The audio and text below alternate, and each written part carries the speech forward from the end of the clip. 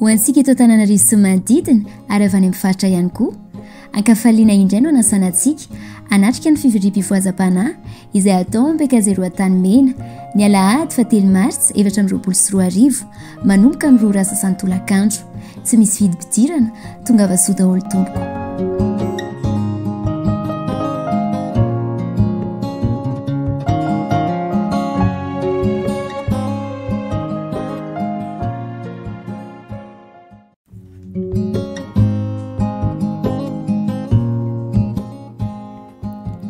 Nous sommes heureux de vous inviter à nous rejoindre pour une réunion de réveil qui se tiendra le dimanche 3 mars 2024 à partir de 14h30 au PK0 à Tammine.